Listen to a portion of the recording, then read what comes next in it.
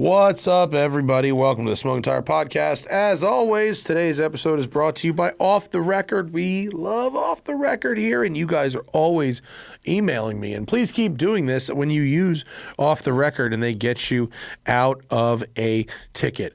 Man, I got a good one the other day. It was in Nebraska. Big one, and it was a patron, actually, and totally got out of it. Basically, if you get pulled over, if you get a ticket, if you get stopped by law enforcement and issued a summons, call Off the Record. Well, don't literally call. Go to offtherecord.com/TST or download that Off the Record app and use code TST pod, and Off the Record will fight that ticket in the jurisdiction you got it. They'll connect with a qualified attorney that'll handle that ticket, go to court, meet with the prosecutor, the whole deal. You don't have to do anything. It's so easy.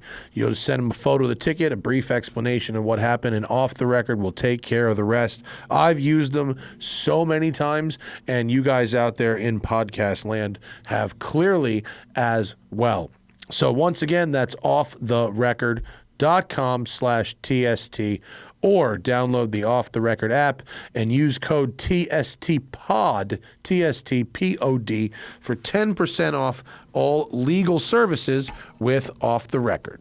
All right, guys, today it's a crew show. I'm back. Zach's back. We had Thanksgiving in respective places, and we drove some things. In this episode, I review the electric G Wagen, and we talk about my first impressions of the INEOS Grenadier. Plus, we had some Thanksgiving treats, and I drove a 4Runner in Savannah, and my wife had a Cars and Coffee surprise party for me, which was pretty amazing stuff. Let's talk about all of it and a whole lot more. It's a crew show on today's episode of the Smoking Tire Podcast. Soon, let me hit now. But like glasses, that's an expensive lesson to learn, unfortunately. Yeah. I bought, you can get cheap readers if you just need a fixed, but if you have a specific prescription, then it's expensive. Yeah, and the progressives are more expensive than them. Don't buy them from the optometrist, ever. Online. Yeah, Yeah, they're way cheaper. it was probably half. Yeah. Yeah, good proof. We have proof. Proof of life. Shit. Hello, welcome back, everyone. Enjoying being back in the office. Traffic's back. Yeah. I checked how long it took Eric to get in back to max traffic this morning. We had a nice week of just a couple days. Just cruising. Monday, Tuesday, no traffic, freedom. It was great. Last week? Yeah. Just zipping around? Yeah, everyone's gone. Yeah. And I went to Savannah, Georgia with some family. You went to... Palm Springs. Yeah. With all the family. Traditionally. Yep. Yeah. We've been doing it since the 80s. And how many dogs? 5. Oof. 5 dogs, 5 children. Mm-hmm. 5 dogs, 5 children, 22 people total. How many? One home? How many homes? 3.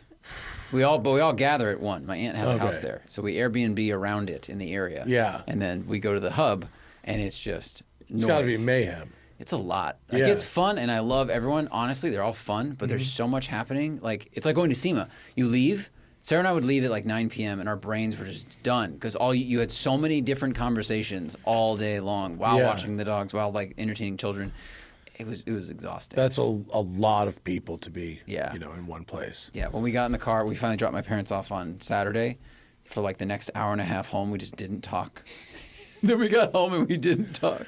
Man, I have enjoyed some silences. What's the best silence that you can remember? The best silence? Yeah.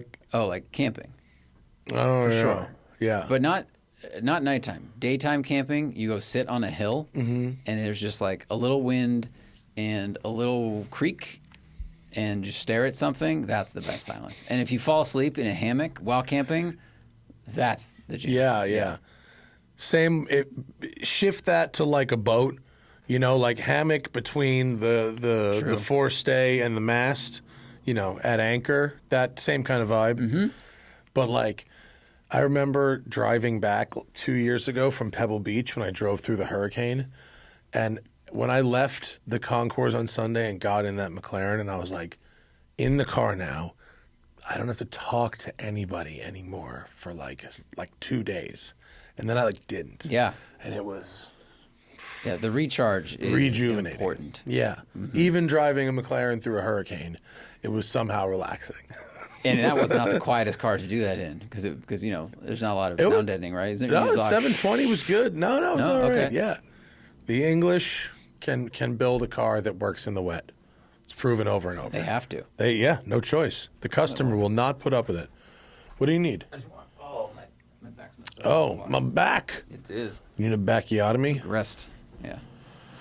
Do you think you're going to need surgery? Not if I actually keep doing the thing I do. Problem is doing it forever is a long time, Yeah. This is the life cycle. I'm really diligent first 5 months of the year. It's better. I feel like Superman. Yeah. Start exercising, doing other things. And I go, I could skip that today. I'm kind of doing core today, doing this other stuff. And then January, I'll hurt myself again. So that is the lunar cycle of Zach Clapman's spine. Yeah.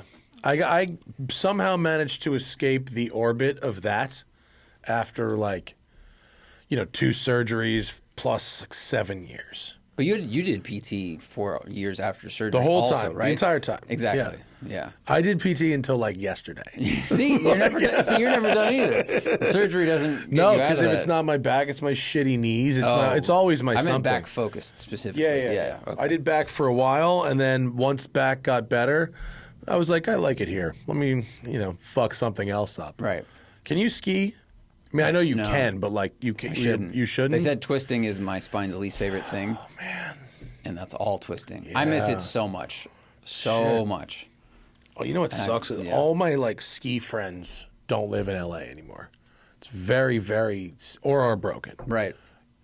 It's amazing to think that you are somehow more broken than me. In some If ways, you look at us and you go, Right. guess which one is the broken one? Yeah, it's true. It would be a pretty. That's very, very true. Vegas would favor. Yeah, the odds, the upset would be great. Especially with this, my don't give a fuck beard right now. Someone could make a lot. Well, I have a don't give a fuck, but I don't really have a beard. But what was I going to say? So anyway. Oh, if I win the lottery, I'll be hiring whoever Shaun White's doctors are, or Mike Sictorelli, any one of the Red Bull slopestyle people. I'll just be like, I'm going to hire you for a year. Just laser me, fix me. That's what we're doing. Yeah, I think our Dr. Watkins in Marina Del Rey is pretty close start to with that him. level. No, I would start with him for sure, Yeah. and then go find the trainer. He's like the afterwards. Cirque du Soleil, which Yeah. I think is probably one level under Olympics, right? I think it's even. I think it's, You think it's flat? Because the same their people. bodies are. If you go to the torque, Olympics, yeah, for sure. what do you do after that? Right. If you're not Simone Biles, you probably go to Cirque du Soleil, right? Yeah, I think a lot of them do. Or Yeah. they start a fitness program on Instagram. A lot of that. Which, fine, get your bag because the Olympics doesn't pay you enough, and your endorsement deals might not either. No, I'm not hating at all. That's probably a good guess. I don't follow up on this sort of stuff. Just throwing it around. But hi, everybody.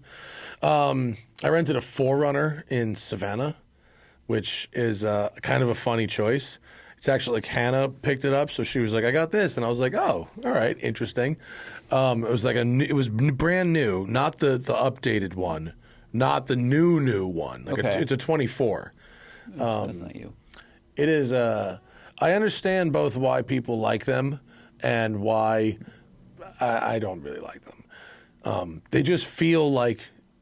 It feels like buying a 2010 car today, which now I'm driving an INEOS Grenadier, which is the attempt at selling a 1990 car today, but it really does. If you're like, I don't want all this extra shit, if you're that person that's doesn't want any of the extra shit, a Toyota 4Runner is your car, or the old Tacoma. Yeah, it feels like one generation ago technology. Not even one generation, decades. Two. Yeah. This is a 2-generation old car. But there's something endearing, and I would say there's something comforting about that because you go, ooh, this is simple. Yeah. Feels simple. Probably is going to work. Simple implies will last a very long time. Yes. I mean, my sister-in-law, Jillian. Jillian is a very strong personality. Mm-hmm. Her fucking 4Runner, she got one. It's cold dead hands. For no real reason. She can't explain why. Just Really likes it. I thought she had a Polestar. She has a Volvo Recharge V60, Right, and a 4Runner. Oh, she has both now. Okay, Yeah. She's Rico now. Dude, they made the Crown Vic into 2011. Like, think about that. That's what the 4Runner, I think, is one generation ago. It still feels like it's being made that old way. Yeah. Simple, will work, and from your cold dead hands. Hey, speaking of crazy year shit, Eric, our general manager at Westside Collector Car Storage, has a bunch of cars. Yeah. He has a real car problem. Yeah. He has to work really hard to maintain his car problem, which is tough because it's so hard. He has to work so hard that he then doesn't have time to drive his cars. Correct. And I keep telling him to try to rectify this problem. And so he's considering selling this car he's got, which is a 997.2 Turbo S manual. It's awesome. Very rare, not a Turbo S because they're all PDK, but it's a turbo manual. .2, very rare car. Big money car, actually. And he could do really well on it. But what he told me today, the car still has an extended warranty on it. It's a 997. What? It has 18 months of transferable extended warranty. So he could put that car on Bring a Trailer today and you could buy it with an 18-month Porsche warranty. He could sell that car for so much money. For so much money. When did he get it? Like 6 years ago. Oh, my 7 years God. ago. Yeah. Yeah. It looks so perfect. He'll do well, the size but of it's that like car a is great. sub 20,000 mile car. But and maybe we will sell it, and that would be fun. Mm-hmm. But he's like, yeah, that car still has a bumper to bumper warranty. I'm like, explain that to me. And he said he just like kept getting the super extended warranty. Oh my God, it's a telescoping warranty. Yeah, and it's transferable to one person. Oh, yeah. So only the second owner can, or like he has it, right. And if he sells it, it can go to the buyer, but they can't. That's a good buy. But it can't then go to a third party. Buying that car, if someone's interested, like Eric takes great care of his cars and doesn't drive them that much. Yeah, and it has a warranty. Perfect. Crazy, right? Yeah. It's like, Eric, how many miles could you do in 18 months? Not that many. I was like, just beat the shit out of it for 18 months, and then if it's still good, then go, thank you, sir, good night and good luck. And you can do that. And you've had the experience, but that's just me. Speaking of warranty, my brother just bought a Pacifica hybrid, despite me advising him that may not be the best idea. No. I told him your story. No. I also showed him news clippings about, like 2 days ago, Stellantis CEO leaves. Chrysler has fewer and fewer products. Like, I like the Pacifica. It's not the right time. I like the way it drives, shape. It's great. Yeah. But this is not the car to get for someone who's going to own it for 10, 15 years, in my opinion. No. And so he does those calls and he goes, do these third-party warranties work? And I was like, I don't read the fine print, Gabe, because I don't have to, but you need to. Third-party warranty. You can get like used car warranties on these things. Oh no, yeah. What year is the one he bought? It's not brand new. It's like a 22 or 21. It's pretty new, but your friend lemoned his. Man. Yes. Now this was a rental car, so it made it past the lemon stage. That's a pro. Right. It's got like 30,000 miles on it, so it's going to work. It's been durability tested. Exactly.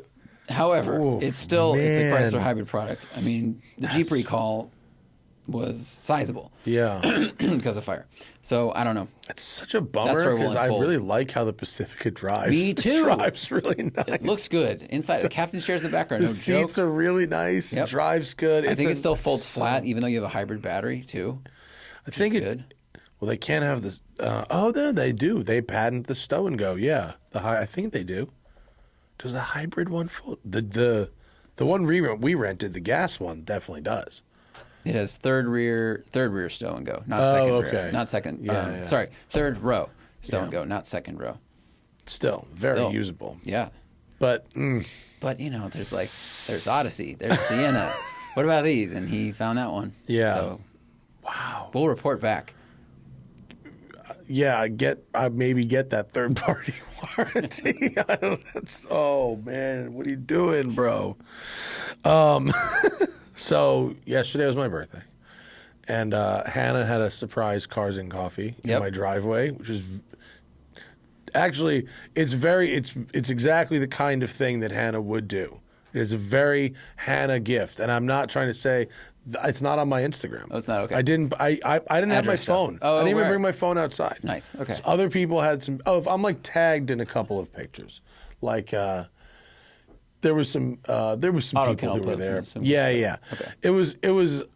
I mean, I didn't think that you could have a birthday party for somebody at 8 o'clock in the morning, but you can. As it turns out, people will come. Yeah. And I have a lot of great friends that came.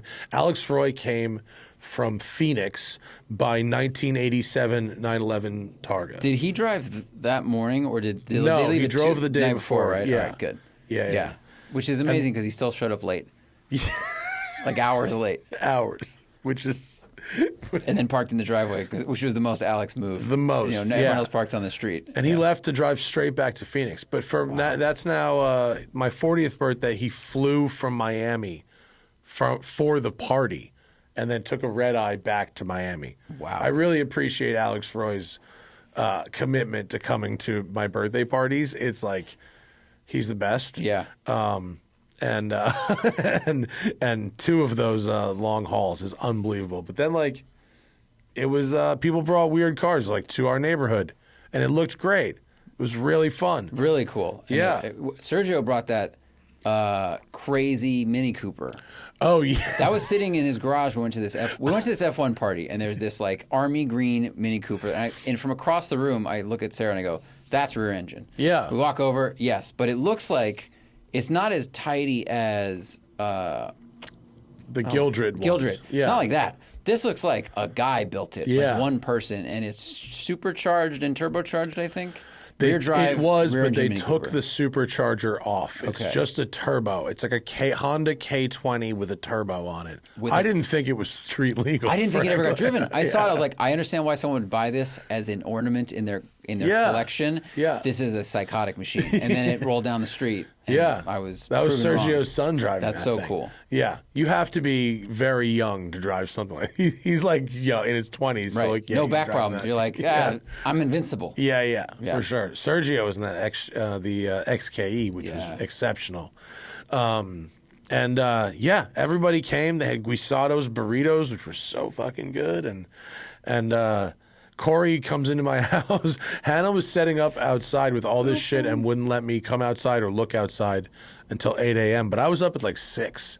So I'm up the whole time they're setting everything up. Did you know things were being set up and she just said, don't go outside? She said you can't go outside. Oh, that's fun. Okay. And like, in my house, like I've got that like reed glass, Yeah. which like I can see like lots of motion outside, and I can clearly hear things being set up. And at one point, I was hearing like an impact wrench. Like I thought there was like a pit stop happening out there. I don't know what the fuck is going on. Then I start hearing cars. And even though LA is like there's always cars, I live on a very quiet street, and a car going by is a rare thing. So to start hearing cars on a Sunday morning at 8 a.m. would be very unusual, especially like hearing like, oh, that's like a flat 6. I can hear like, oh, that's like an inline 6 with carburetors. Like that's a turbo, whatever is in this Mini, and on. Like, oh, that's an interesting engine. And Hannah came back inside. I was like, is there a Cars and Coffee or something happening outside? Like, I've guessed it a couple. That's amazing. And she was like, go find out. So, yes, there was. That's so cool. Lots of people in my driveway.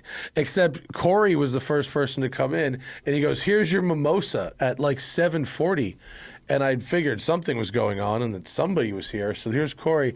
And I'm like, oh, so I guess I'm like drinking like before 8 a.m.? Like, that's pretty hardcore. All right, let's go.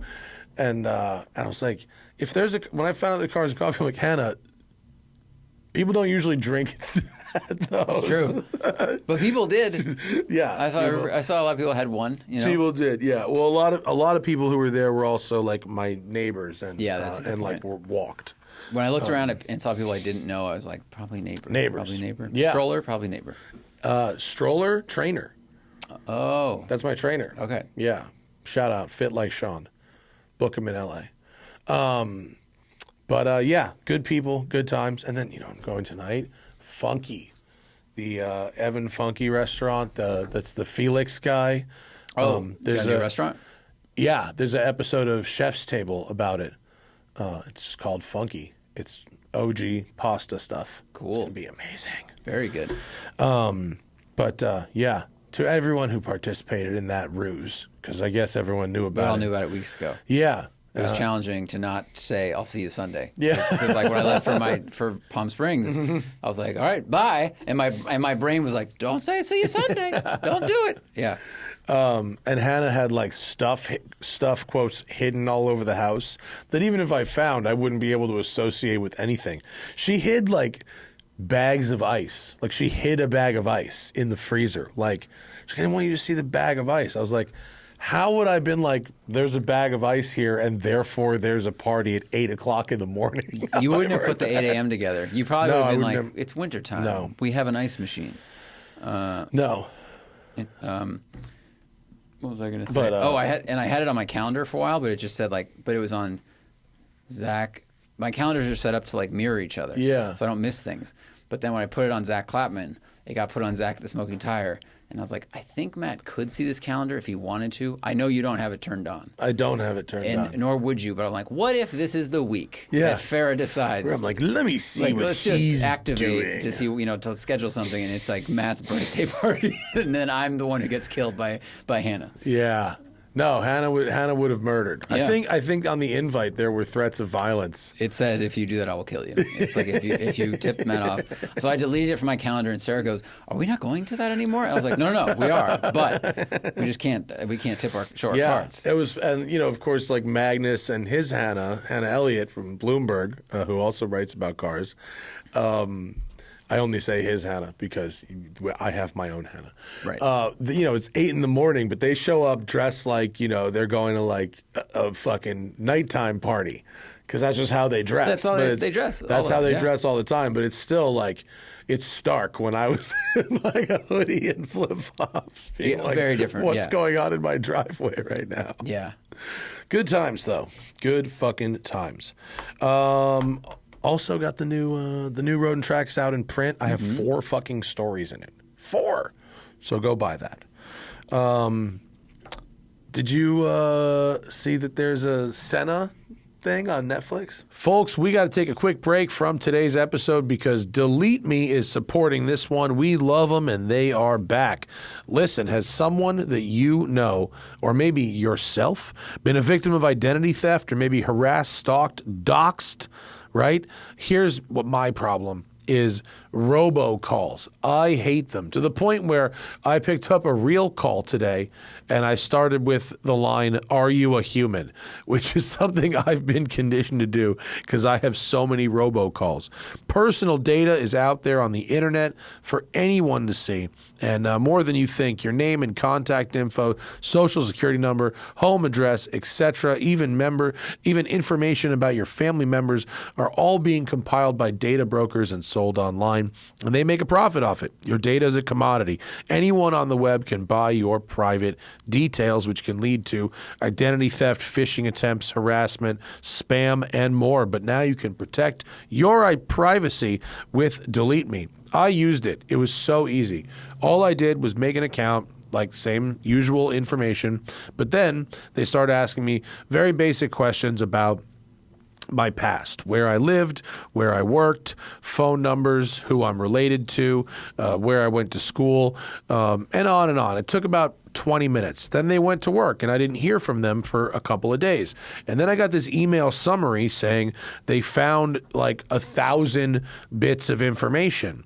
Most of them could get automatically removed, but then there was a process where I had to go through and individually select about, 20 or 25 different things, which was like, we found this. Are you related to this person? Is this phone number related to you? Is this address related to you? And it was yes, no, yes, no, yes, no.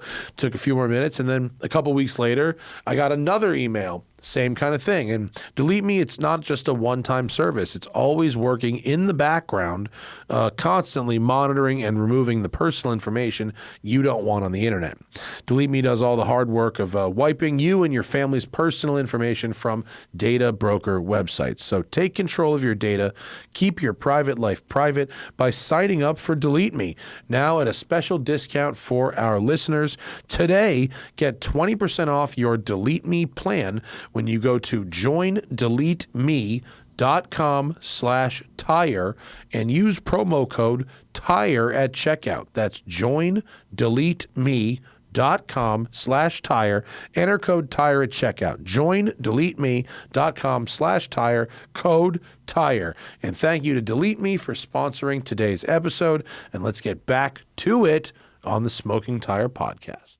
I heard about it at your party, but it's a live action remake. It's a right? It's a movie. Dramatization. It's a dramatization. Yes. Yeah. And I've seen watched the first three, and not that I'm a Senna historian, but I've read a bunch of stuff about Senna and seen the documentary. So I can't say if it's like how like perfectly factual, but it does do that movie thing where it sort of neatly packages otherwise possibly slightly messy things in his life. Like, in order to demonstrate that he's like a ladies' man, they have him like interact with this person this way. That may or may not have been how he interacted, but they need a thing to show that he's like a ladies' man. Gotcha. In order to show that he's like against the FIA and the rules, they need to show like this little snippet. Doesn't mean it's not entertaining, and it doesn't mean that like so far it gets like the gist of what Senna's like about pretty well. I've seen the first three I think of 6. episode 4 is called Passion, so that might be about romance as well. Yeah. Well, I don't know. What did you think about it? Was it fun to see that story again? Because we've watched the docs. So, like, like everything that is on Netflix and etc. now, it's streaming. They're doing the thing on streaming that was happening on websites in like 2013. Remember when every website was a fucking slideshow to get clicks? Mm-hmm. Here's the 30 blah, blah, blah things, and click through the slideshow, blah, blah, blah, blah, like clickbait in a page. That's what this is. This should be sort of like the documentary, 2 to 3 hours. Could be 1 bit, maybe 2 bits, but it's like 3 hours of good content. Right. And that it's, 6 hours of content here doesn't necessarily make it like richer. Yeah. There's a bunch of like extraneous shit in there too. Well, there's a problem we talked about with the docs here, I think a month ago, where there should have been 3 episodes, but it was 4. Yeah. Should have been 2, but it was 3. Yeah. And like the producer wants to sell a larger product to Netflix, and they just stretch one thread longer than it needs to be. Yeah. So okay, that can be annoying. I mean, if it's is the driving all CGI, or is there some practical? Like, does it give you that large scale? It's a mixture. Feeling? Okay. It's largely practical driving, like some background stuff is CG. It isn't exactly like Ford versus Ferrari level of production. Is it better than Driven? Well, it's like, because it's done like a lot of like car to car stuff, it's done at like it's slower than race pace in a lot of ways. So it's like a good like movie pace, but it's not necessarily like the full Hollywood, level of excitement. Do they do that thing where the cars are close for car to car, but the car that was looking to pass is constantly moving left and right to check? And in real F1, they stay in the slipstream until they have their moment, really? Pretty much. Yeah, that's funny. Yeah, you see that. Oh, he's taking a look. Oh, you have to communicate an urgency to get past, but you can't do that just showing a driver's helmet not move and, a furrowed brow. Yeah. Yeah. And they also do this thing where they recreate exact, like, interviews that he's done. Like the real Senna interviews, like that appear in the documentary Senna. They recreate those scenes exactly with actors. I think in an effect, I mean, they're good. The reason those scenes ended up in the documentary in the first place is because they're good representations of something that the filmmaker is trying to get across. And so they serve the same purpose in this reenacted version, but I think they're also trying to use them to be like, see how close we are to the real thing, you know? Yeah. And it makes you think the rest of it is, if you've seen the real interview and you go, okay, let's see how close they get to this interview bit, because I know what the real one was. I've seen that movie a bunch. But it's, if you're interested in Senna or F1 at all, like, yeah, I guess it's worth your time. It's a thing to watch. It's a car thing to watch. It's a car thing to watch. I haven't so far learned a whole lot that's like new about Ayrton Senna. Right. I mean, Senna the Doc is an amazing documentary, even if you're not into F1. And if you're into cars, then it's obviously that much better. Yeah. It's just well constructed. I never watched. Did you watch the animated series Lucky? That was all about. Oh my God, the guy that was the president of Formula One for like 30. Bernie Ecclestone. Oh, It was written an animated series. Yeah, it was written and produced by the same guy who wrote Senna the Doc. Oh, really? Manish Pandey. Yeah. I think he's on Chris's Yeah, he's Harris's friends with podcast. Chris. Yeah. Yeah, he did that, which is supposed to be very good, but it was like locked behind like a Paramount Disney Plus thing when it was out, and I just wasn't going to subscribe just to watch that.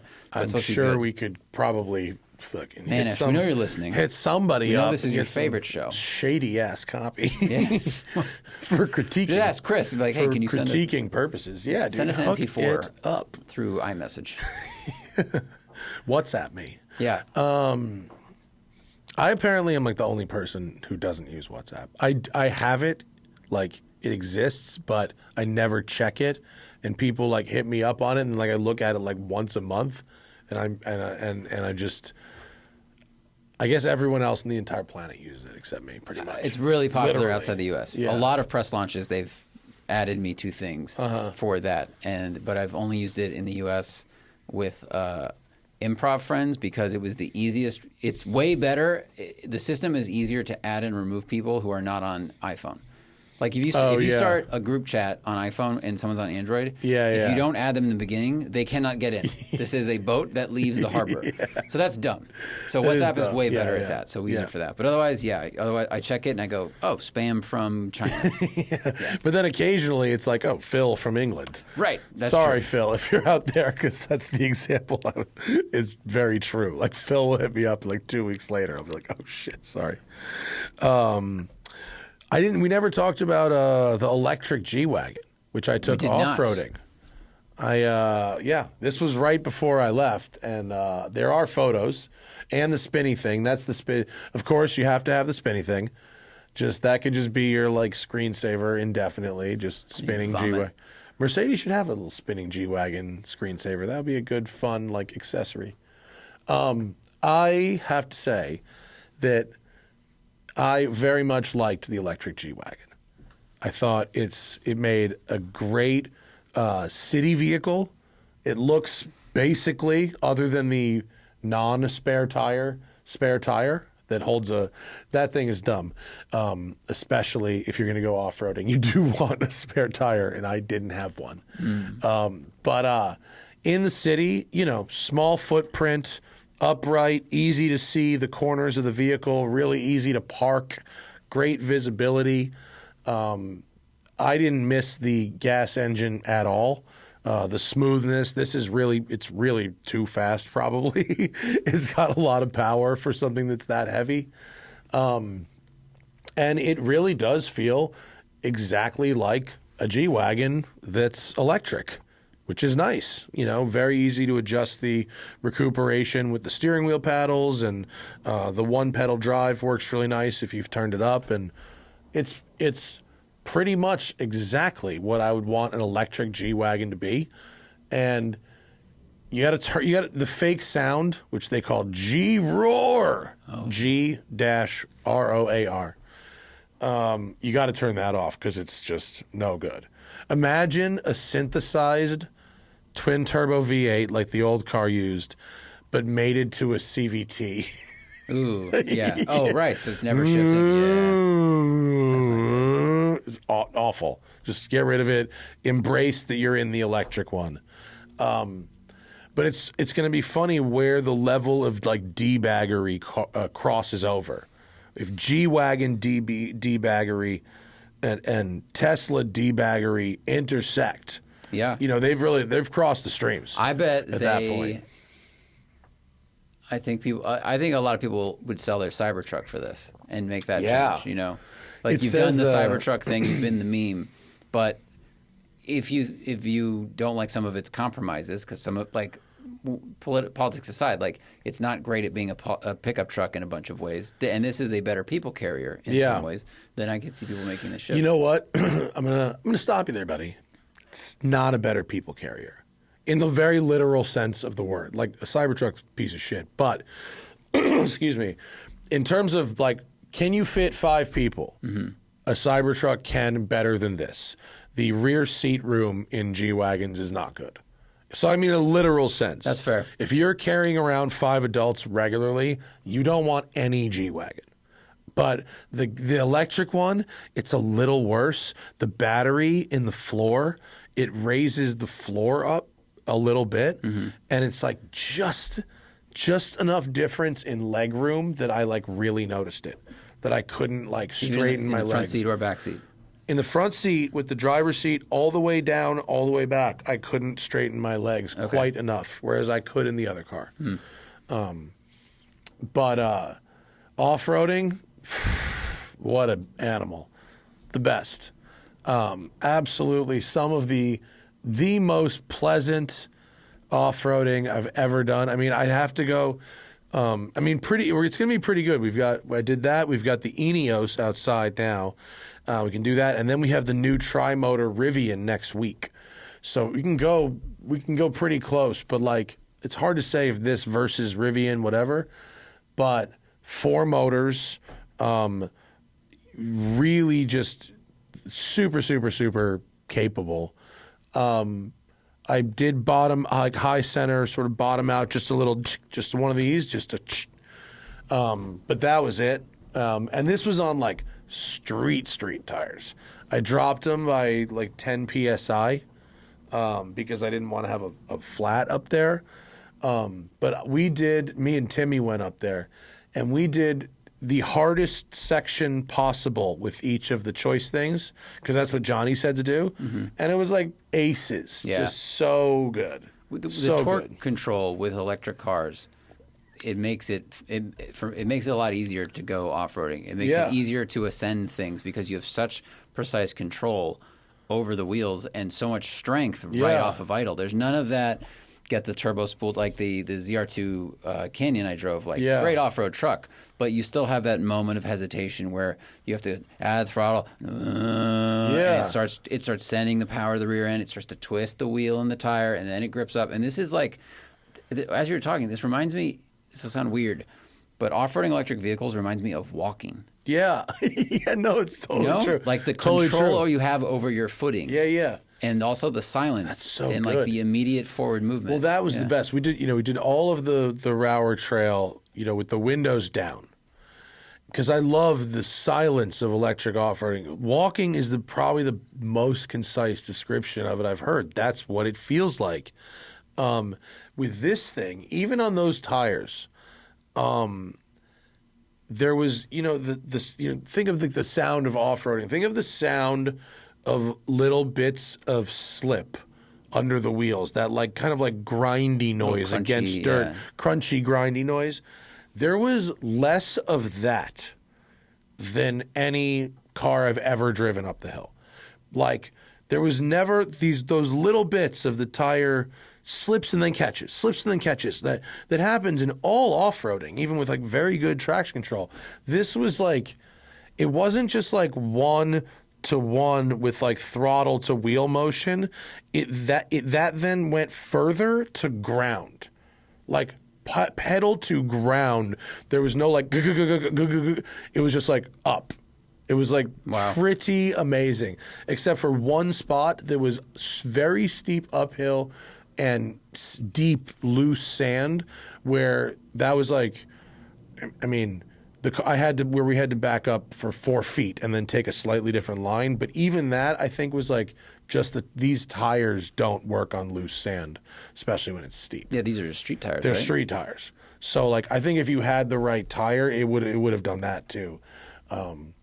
But it was it's extremely inefficient on the highway because it's a fucking cube. Yeah. In the city, totally fine. In low speeds, suburban type speeds, totally fine, reasonably efficient. Highway speeds, Did you have to charge after off-roading before coming back to LA, or did you make No. it? Okay. I went, oh shit, okay, so I left the house at 100 to go to Rower. Can you look up, Yeah. don't use my house. Use here to Rower because it's as close as makes no difference. Here, there. So it took 65%, excuse me, that's wrong. It took 35%, the opposite, to get from here with a full charge to the base of that hill. Now that has some elevation. It's got some couple like sort of windy mountain passes to cross. But just tell me how many miles it is. You don't have to like show the route. 45. Okay, so it took it used 35 of its percentage points to go 45 miles. Oof, jeez.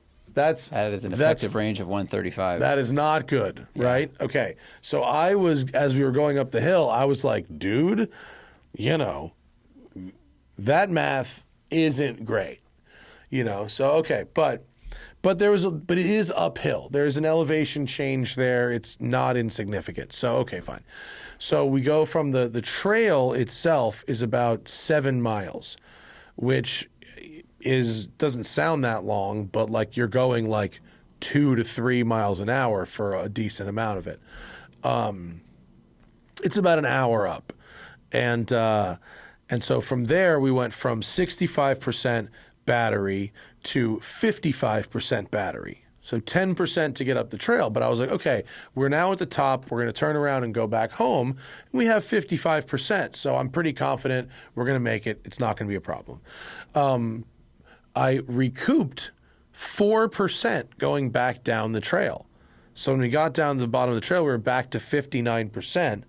And then as it was downhill getting home, right, we were much more efficient, and I got home with like 40% or something charged. So ultimately it was fine, but when I left the house in the morning with like full charge, not that cold, it said like 245 miles to empty. And so when I blew through 35% charge in 45 miles, I was like, yo, you are a liar. You are lying to me. That's crazy how much you're lying to me right now. But it turned out to be fine. I do not recommend this as a highway road trip vehicle. It defeats the purpose of the thing. Right. But as a city car, especially if you're under 6 feet tall and won't notice the couple inches of floor, so nice. It's so nice. I liked it a lot. It's a very expensive golf cart because it's like a city vehicle. Because there's a reason Lucens are shaped the way they are. Yeah. And that their CFD is so low. Yeah. This is not shaped like that. No. But I think it's cool because, I mean, the long tail emissions, all the other things, blah, blah. I don't want to get into the math, but like if you're just going to look for an EV, like I like the size of this, the maneuverability of the G Wagen in the city. It's very small. Yeah. Like it's short, so it's easy to turn and park. And all right, then you're not just firing up a V8 to drive around town. Yeah. A lot of people do that here. Yeah. I mean, versus driving an AMG, G Wagen, which is the most inefficient passenger car that Mercedes sells. What didn't we see? It was one of the most inefficient I think on the planet. sold on the planet. Yeah. So by moving away from that, and this thing drives really good, and for most people, they don't need to go. It's probably legit. It's probably like a 200-mile range if you're not going up and down a big hill and whatever. I really liked it. I think most people obviously are not going to go off-roading with it, which is a shame because it's exceptional at it, really exceptional. And it really made me be like, okay, if I got Ali's like range trailer and I could like tow that with the G Wagen and then maybe have like a Can-Am or one of those like on the trailer. You could like recharge the G Wagon also from the trailer while you're. Okay, There's probably some math for that. You'd have an extended range. Yeah. Still limited, of course, but yeah, maybe. I don't know. The question is, can you go from LA to I mean, you could go to Rower, but could you go out to like Ocotillo Wells or a place where like Johnson Valley, somewhere you can go fast in a Can-Am? Yeah, I mean it's you could probably get to how far is Mojave? You have to charge up again in Mojave and then go out to Jawbone, but it's a bummer because it's so good off road, but most people won't be able to. Although ski house maybe some snow tires on it, be a fucking boss move. Really good in the snow. At your vacation house, whatever. It was expensive. It was $190,000 this one, but it delivers on the things that I want from a G Wagon. And it fixes one of the biggest problems about G Wagons, mainly that a giant V8 to make that thing go really fast off the line is not even the best way to go really fast off the line. Yeah. Like it's that's funny that the it's thing. still inefficient, but at least it's well, the shape efficiency comes from the powertrain right. and also the shape, right? Yeah. The powertrain makes the difference below aerodynamic real speeds. Yeah.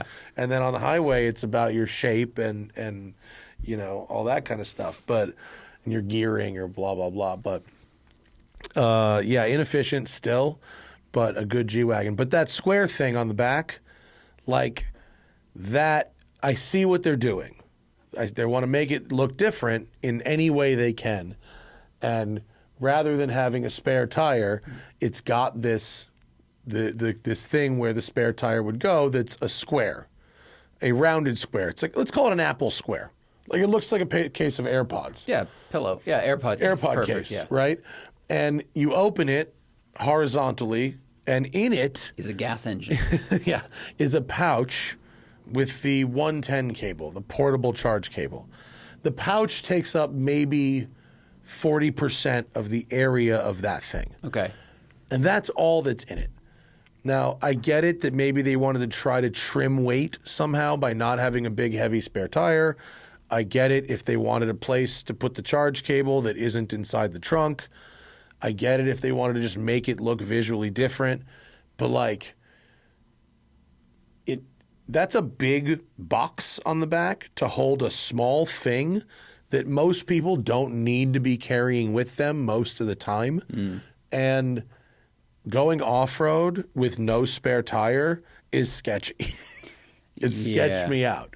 I was worried about blowing a tire. I would have felt a lot better if it had a tire on it. Maybe it's an option. I wonder if they did market research and went, most people would rather bring this cable than will go off road in this. I mean, the number of people that will offer these things is so small. But it also, I remember that G Wagons, the trunk space isn't that big. It's a pretty short space. It's tall but narrow. Yeah. It's like a book. So moving that cable to the outside, it kind of does helps free up space a little bit of space. Yeah. But I get it. And if you're not going off-road, then fine, right. Whatever. But when you're up there, you go, I really wish I had a tire because we're fucked if we pop this. Yeah. Yeah. Totally. The INEOS has a full-size spare in the bed. It's the pickup. Yeah. It's got a roll bar, too. It's aggressive. Yeah. It's really, but we'll get to that in a second. But but this G Wagon, it had a lot of charm to it. Literally zero people was like, "Oh, is that the electric G Wagon?" Like, no one cares if it's electric, but it is actually very, very nice to drive, and the axis spins are pretty fucking rad. That's a good party trick. It is a good trick. If it's wet on the ground or if you're in the dirt, it's pretty rad. Yeah, it's a good time. It moves forward like 1 foot. When you did it in the wet, slightly. It moved forward like 1 foot. Yeah. And in the dirt, it really didn't move forward at all. I think you're really only supposed to do it in the dirt, but it was raining. I had a literal empty parking lot, and it was raining. How could I not? I have said that to police officers before. What do you expect us to do, sir? Go get out of here. Even Hannah enjoyed that. Really? Hannah was like, "Is this going to make me throw up?" I was like, "I don't think so." Maybe. No, it did. It didn't. But by the end of after I did 2, she was like, "That 2 is good." And then you goosed it out, and that actually wowed people a lot. Really? Because the acceleration was ridiculous, and it was silent. It just went boop, and it took off. Yeah. You could really yump that exit of that driveway too. It would be bad if you did. Yeah. The landing would be. Everyone would celebrate and call the police or the ambulance. Yeah. But first impressions, real quick, of the ENEOS. I've driven it 6 miles. Okay. I drove it. No, probably more than that. I drove it to South Bay, and then I drove it here. That's what I've done. It is. It definitely has the vibe you want. If you want the old Defender vibe without dealing with an old Defender, got it. Check the box. It's basically right there, and it's got this the aircraft panels are so great. Visibility is great. Pop hatches. Fantastic. Can you read the buttons and the controls well enough? In the early ones, like Andrew Frankel said, the font was very small on a lot of these controls, and there are many of them, so you need to know what they do. The font wasn't the problem, but the car was parked in front of my house, and it's pretty sunny out today. It's a lovely day, and when you press the button to turn something on, there's a very small red LED to indicate whether the function is on or not. In sun, those are really hard to see. So a couple of times I had to shade it and go, is that on or not? Real quick, in the city, ride, exceptional. Nailed the ride. Beautiful. The steering is like rental U-Haul. Wow. It's loose? Really bad. Ooh. It's really bad. It's not good. Yeah, it's not good. True to the Defender name. Yeah. If you want to cosplay old Defender though, you're in the game. Yeah, think like Jeep JK. Play? So there's play in the wheel? Play. Ooh. And lots of turns, and lots of having to unwind. It doesn't unwind like in a way that's like quick. You need a spinner knob. It would be good with a spinner knob. But the vibe, pretty exceptional so far. We'll have a lot more to talk about. Yeah, I'm going to drive it this week too. Yeah, It sounds like they really nailed the Defender cosplay because it doesn't drive great. Yeah. But it sounds like it rides better than the Defender. The Defender did not ride well. Well, it's funny because I also drove this 4Runner. Yeah. So it's like, all right, so there is clearly a market for people who want a car that feels like it was built 10 years ago, because it basically is the same car that was built to be built 10 years ago. And so there's clearly a market for that. This guy who started ENEOS, as we learned, like I'm sure like he wants to build a car that people, but he I don't know how big the market actually is for people that want to like do that vibe that much, because there are like some reasons that when Land Rover wanted to bring back the name Defender, that they didn't do this. Yeah, very true. And there's also reasons why other cars were successful in pulling market share away from Land Rover. Yeah. And also why Jeep has tried with every generation to refine things like steering and highway manners, because it's a complaint that people have, And so far, I'm not entirely sure why I don't have an MSRP for the one we're driving. I think it's got quite a bit of options on it. But even looking at the website right now, the base price is $86,900. Mm-hmm. That's like Bronco Raptor wheelhouse. And I think, for that type of money, I think I might, so far, I might be on that type of vibe.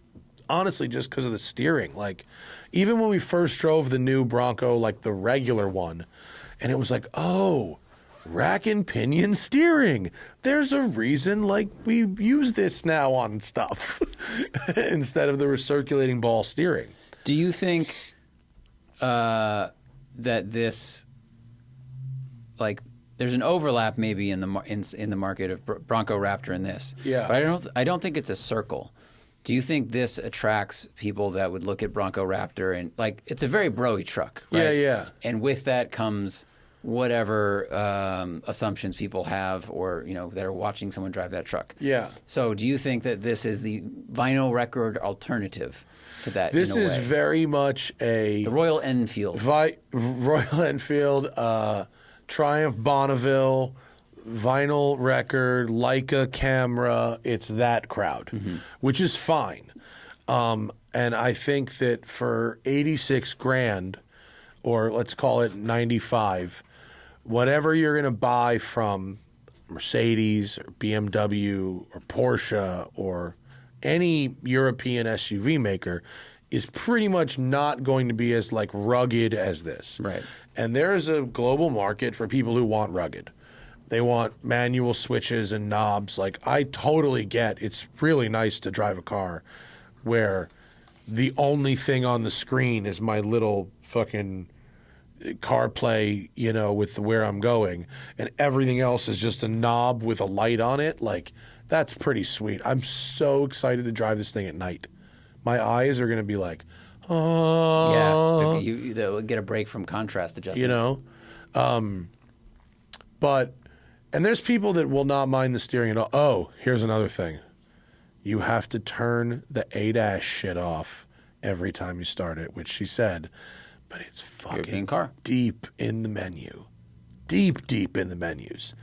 I did it. So maybe there's a faster way to do it. Maybe I don't have to turn off all of them, but it so far it takes me about 90 seconds to turn them all off. It's a lot. I'm wondering if there's a law that the ADAS can't be too easy to disable. I cannot believe that. David Tuig, I know you're listening.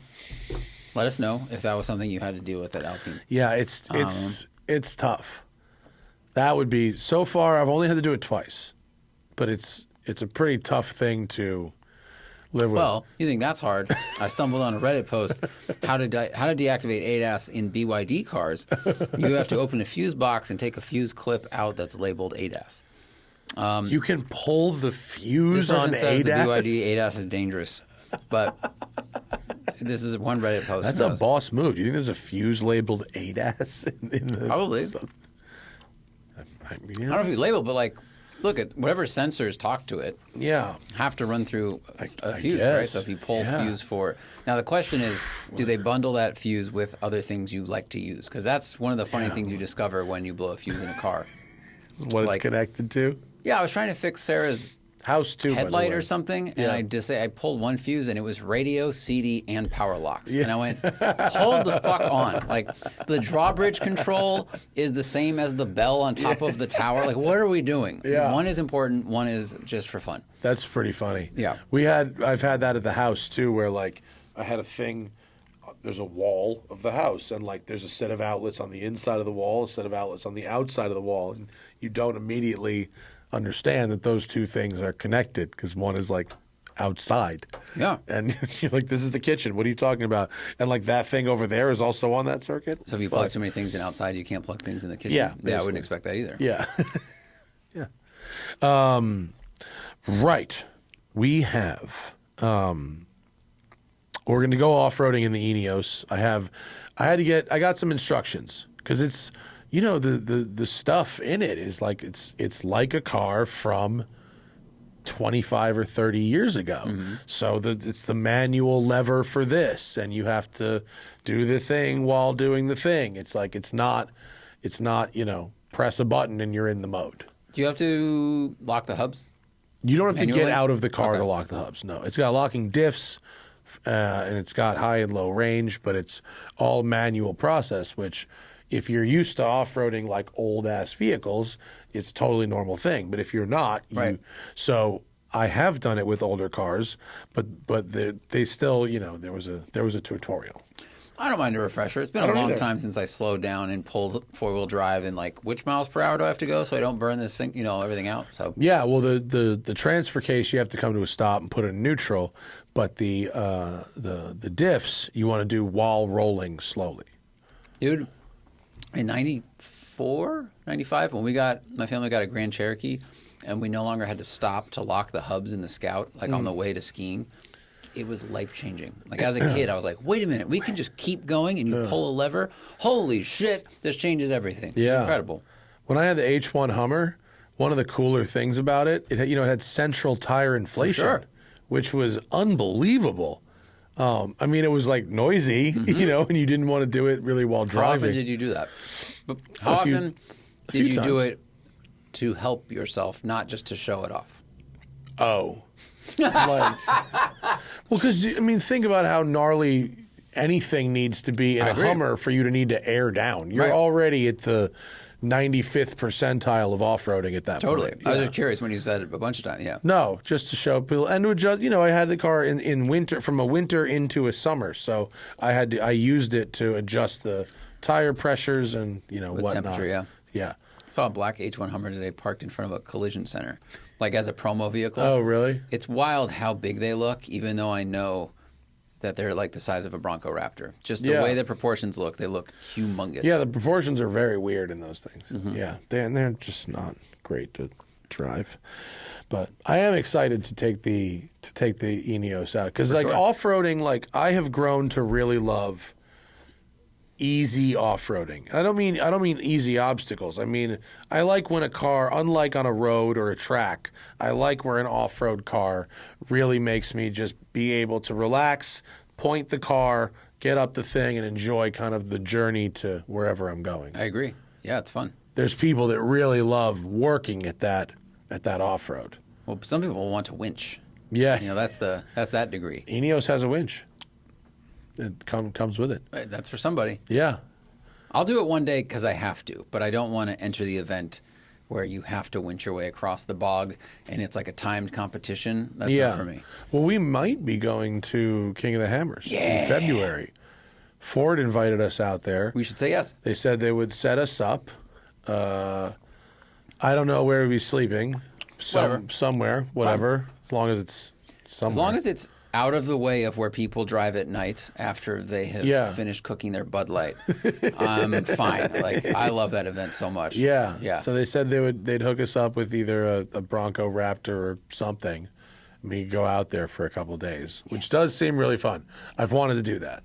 So. Oh, you've never been? I've never been. I've only been once, but it seems insane. Man, I can't wait to see your face when you, at nighttime, you'll look out at a hill and you will just see a train of lights, like bright LEDs. And I'm talking like miles and miles away. All you see is the train of LEDs moving and shaking their way up.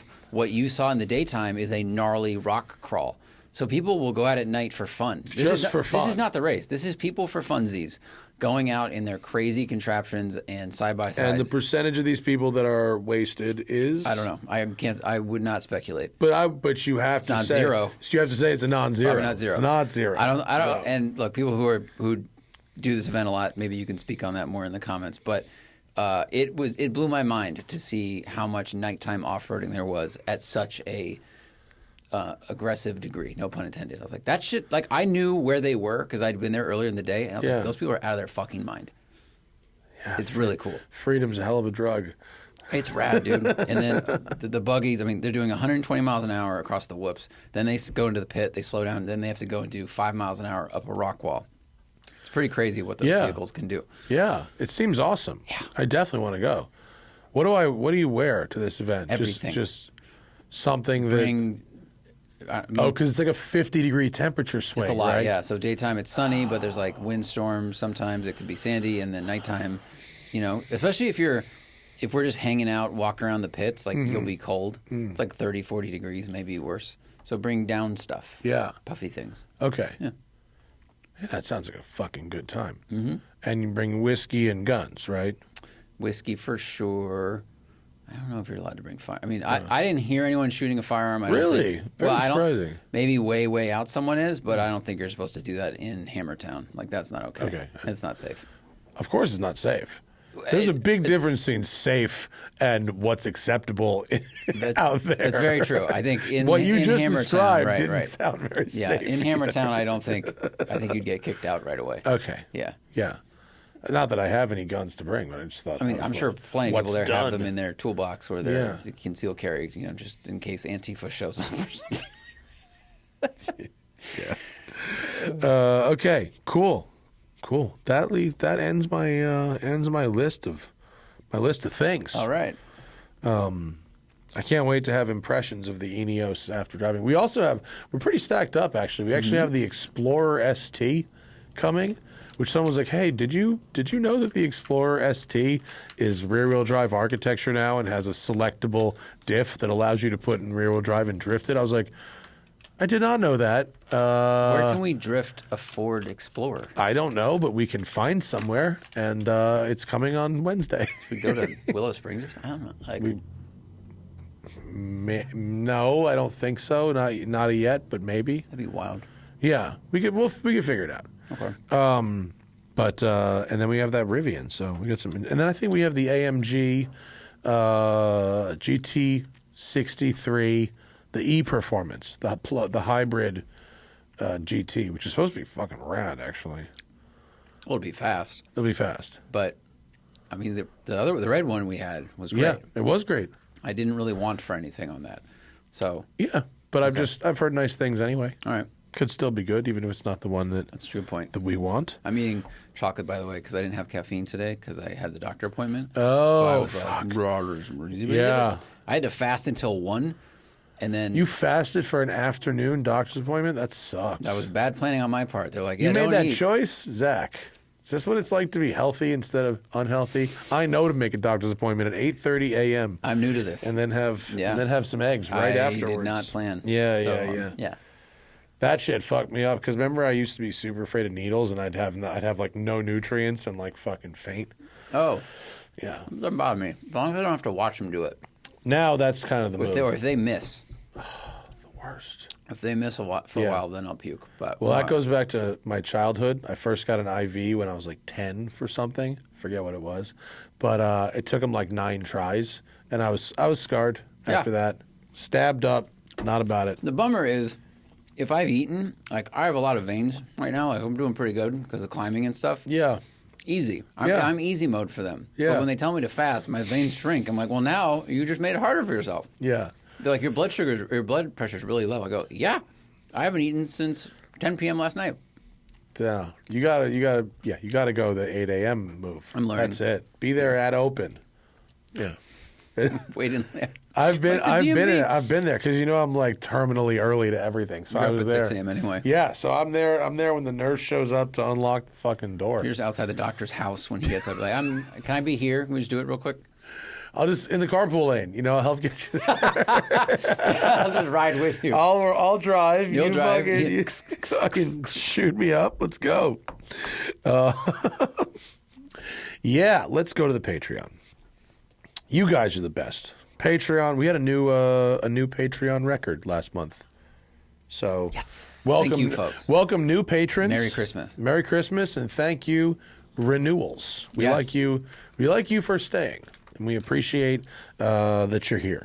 And as such, you get to do all kinds of things, such as ask questions, watch the live stream, get the show early, get an ad-free listening experience, and a whole lot more.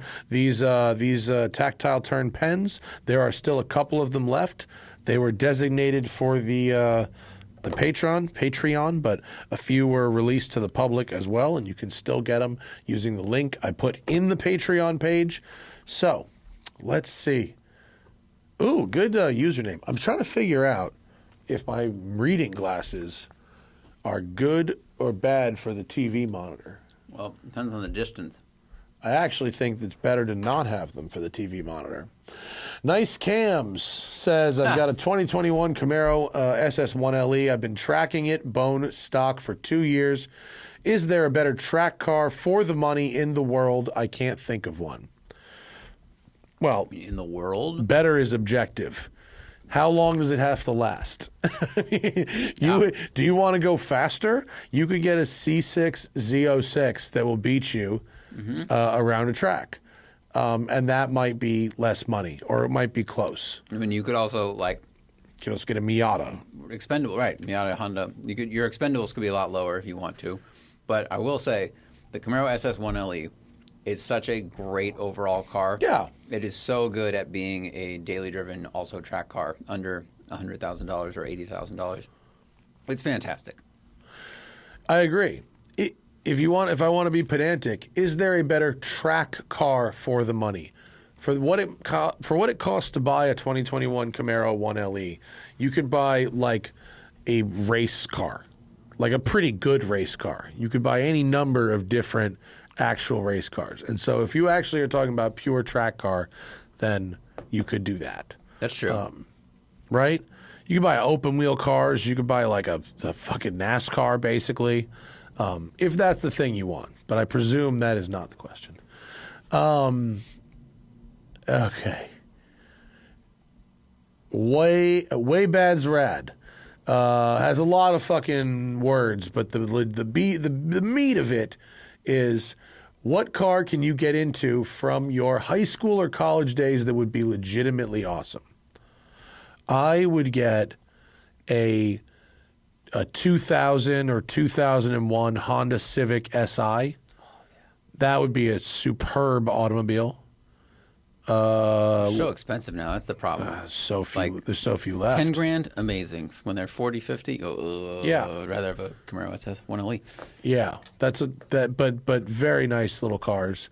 Some of the Volvos of that period were really, really cool. The Integra Type R's are amazing. Yes, That Integra is Type R's. Fantastic.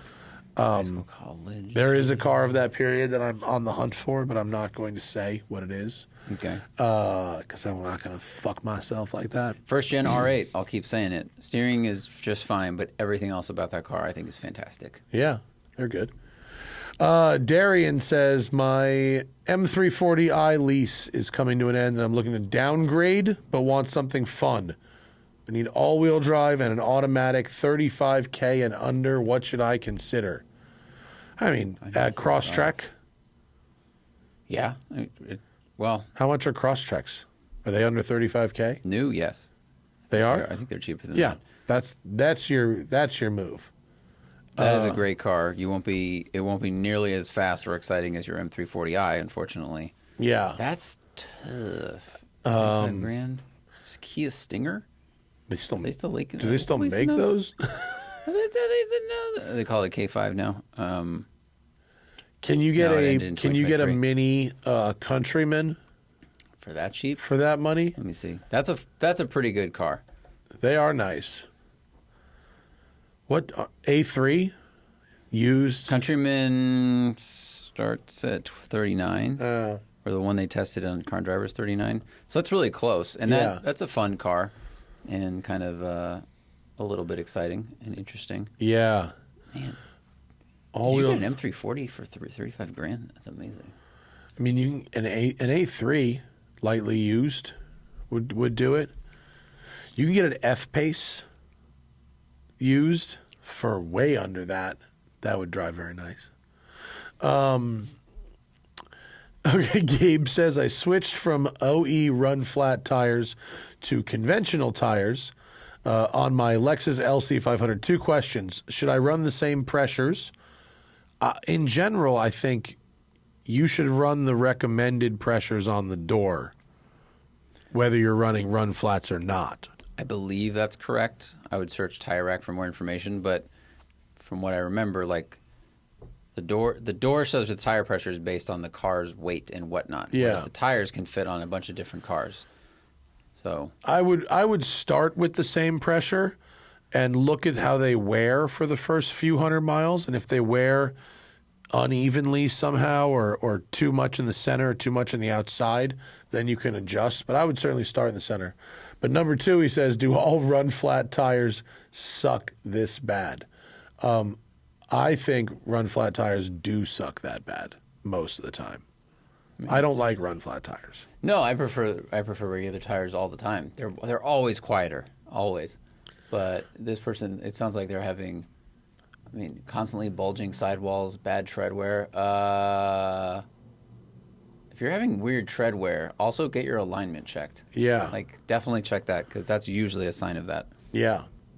Max Lyall says, if you woke up with no vehicles but the value of your current garages back into your bank accounts, would you go out and buy the same garage, or would there be differences?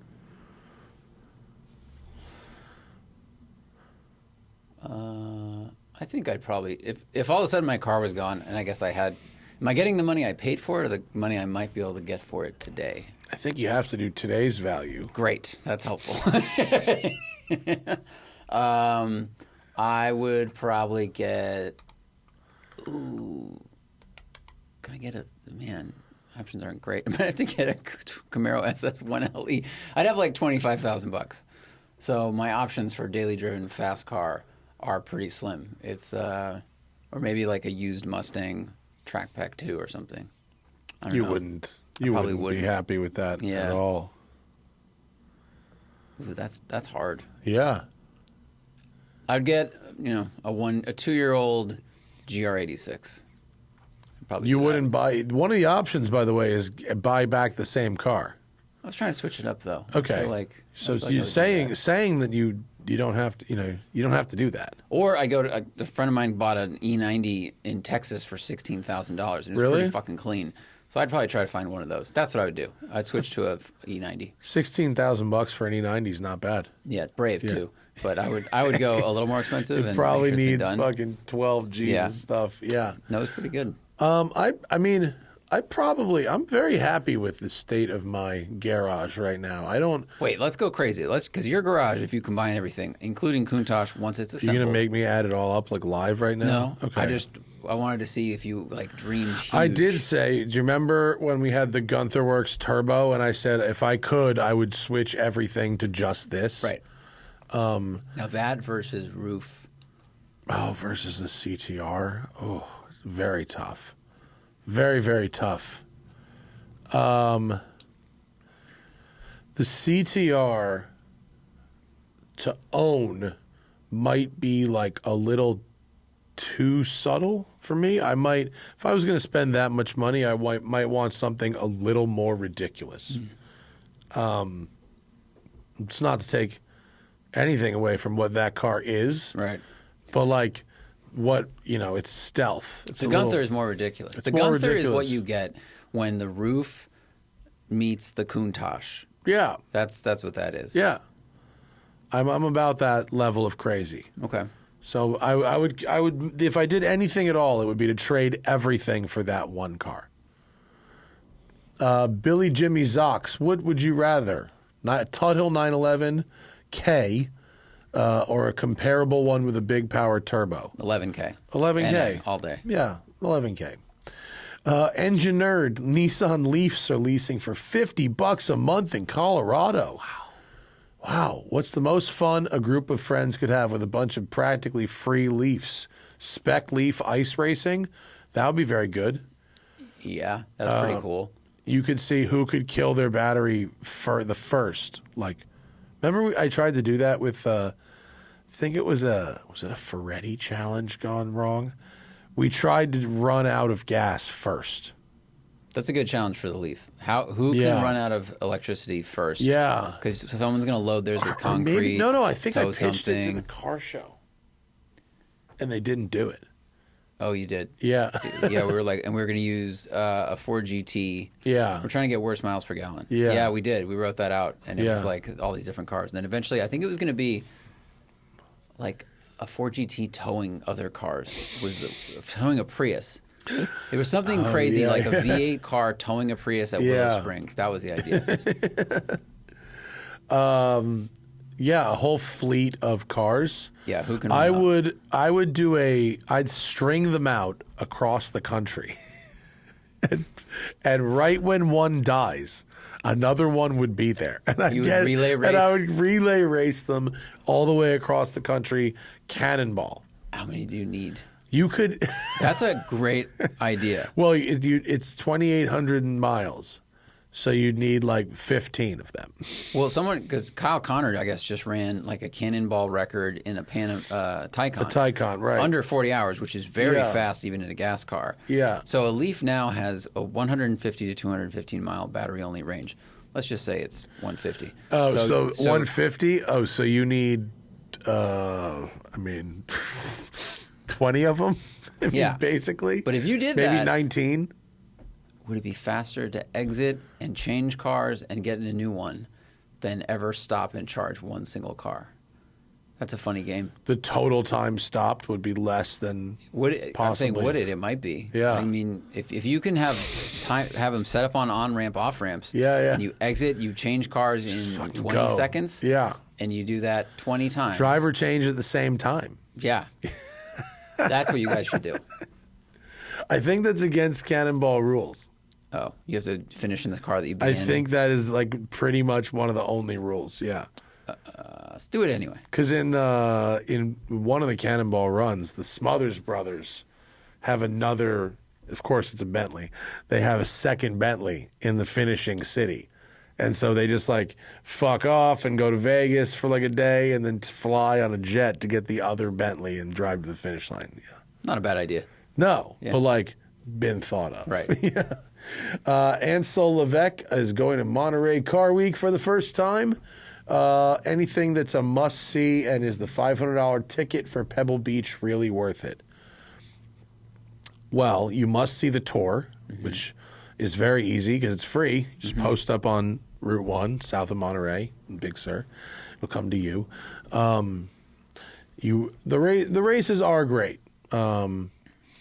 But also just like being around and seeing all the cars just driving all over. Quail is insanely expensive. I would not tell you that it's worth like $2,500 or whatever that is. $500 for the Concours is probably worth it once. I think once, especially if you're coming from out of town. Yeah. I mean, it sounds like you're going for the first time in the summer. Do the whole thing. And of course, this is an economic question as well. Like, can you afford it? So if you're like, ooh, I can, but do I really want to? Do it once. Yeah. Because then you get to see everything. But like you said, so many of the things there are free. The tour is amazing and it's free.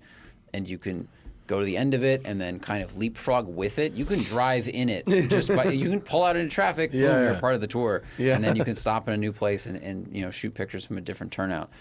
Do that and do the vintage races and then just walk around Carmel. Last time there was like literally a Ferrari club had rented 2 blocks of Carmel to have their own Ferrari car show. Yeah. And you could just be going to get coffee. Oh, and I was there. happen I was on there this year. Yeah. Yeah. And the what's it called? that. Baja? Huh? Baja Cantina? Oh, Baja yeah. Cantina. Well, no, that, but also the auction houses, they have right. like previews, and you can buy like a spectator ticket to get into the previews for the auctions for like $25 or something. So there's that too. Downtown Monterey is fun. Yeah. Paul says, are used Macans a good buy in the mid-20s? A 2017 Jeep GTS sold in no reserve cars and bids for $25,500 with 83,000 miles. Dynamically, like, yes, like that's a really nice driving car. In general, they're like really well made.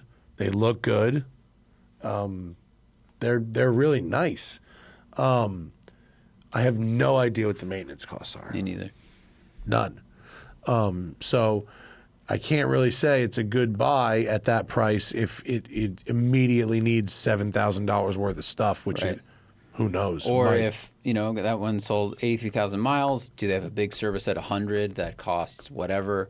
That might be a thing you have to be concerned about. So that's hard. It's a good value unless the maintenance gets out of control. Yeah.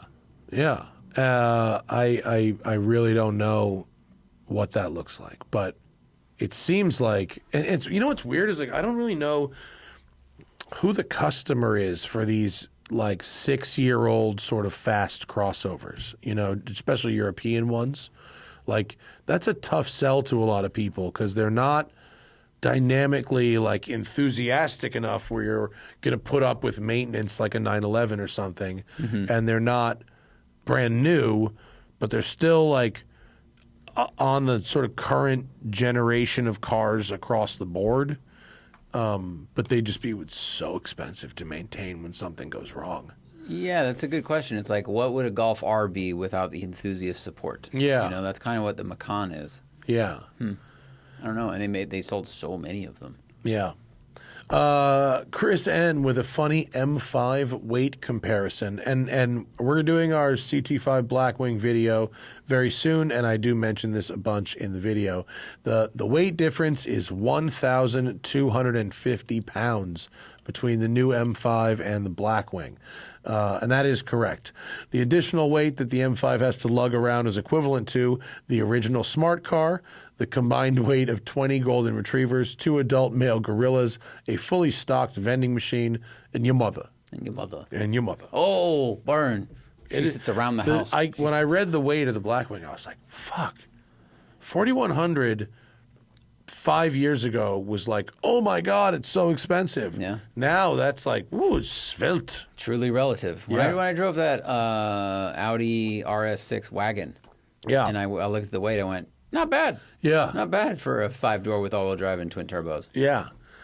This CT5 is delightful. Joey Bag of Donuts says, okay, wait. If you could create the perfect car dealership experience, what would it have and not have?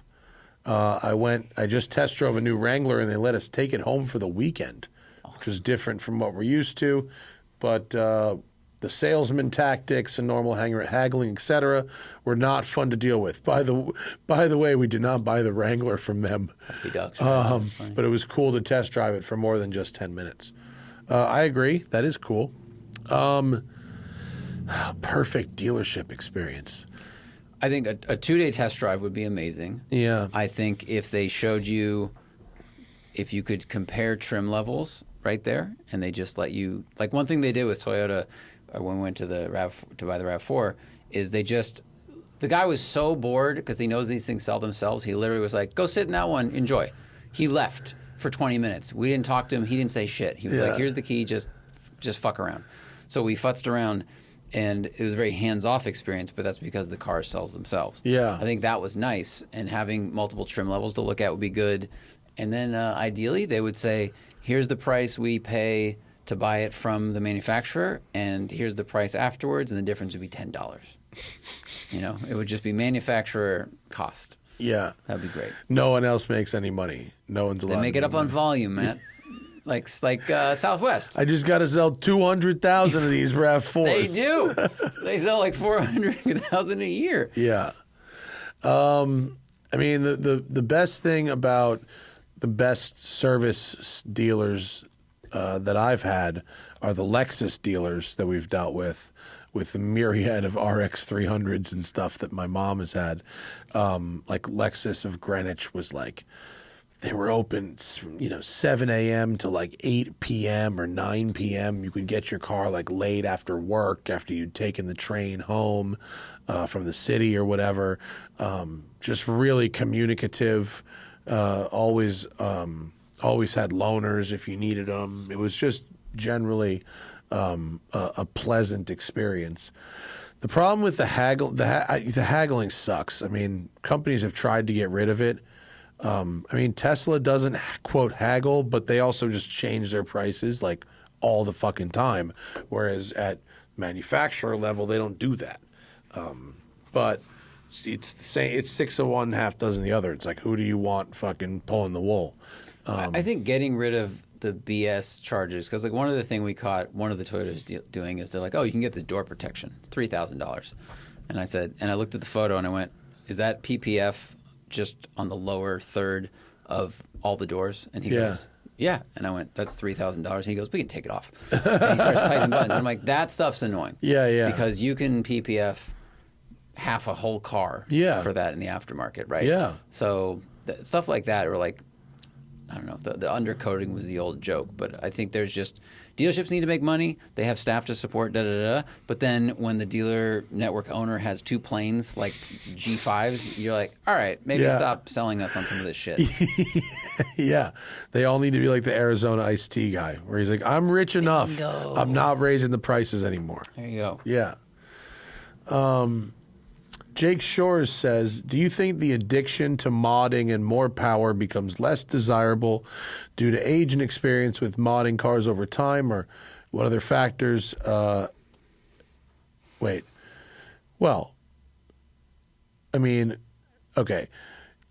Jake's, I think, is maybe making an assumption here that may or may not be true. The addiction to modding and more power become less desirable due to age and experience.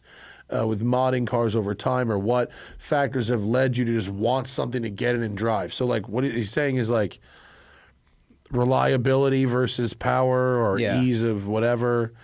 I mean, well, I think the misstep is that we haven't really modified our cars ever to the point where they were unreliable. Yeah. There are people that do that. Yeah. And okay, maybe the assumption is that they're usually in their 20s, where you put power and exploration of parts over anything else, and then when you get older you go, I just want something that works. Yeah. But I don't think we've ever really done that. I don't think I really have. I mean, I've done like old school hot roddy stuff like cams and exhaust and heads and things like that, but I've never like put a bunch of boost on a car. Like I guess at the Focus RS, but like even that was like a stock turbo. That was just like intercooler stuff. Well, it's like Scotto was telling that story a few weeks ago, that when Batim had Scotto's RWV car, he goes, "Would you want to order the Motec or do I?" And Scott was like, "I don't want a Motec. I don't want to start with a laptop. I want this to just be a streetable, normal car." Yeah. That's an example of things can go too far, all in the quest of horsepower. Yeah, and like the kind of cars like we modded in high school to try to achieve the kind of power that like regular ass cars have today. Like regular cars. True. So true. Like my dumb electric Mustang toaster has more power and torque than the Mustang I took to the drag strip in high school that had a hand-built engine.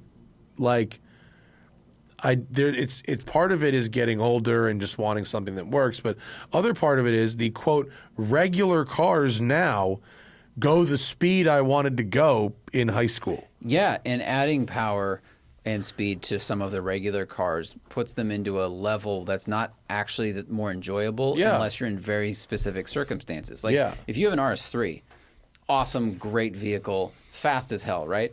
Sure, you can modify them to 700-800 horsepower, but when do you really get to enjoy that unless you're willing to do it on the highway, which you shouldn't? Like you have to go to a strip, you have to go to a runway race or event, and so you have all of this power that doesn't actually really benefit your daily life. Right. Or even your weekend canyon life. And also, like, Zach and I live in a big city. It's a sprawled city, but it's a big city. So, excuse me.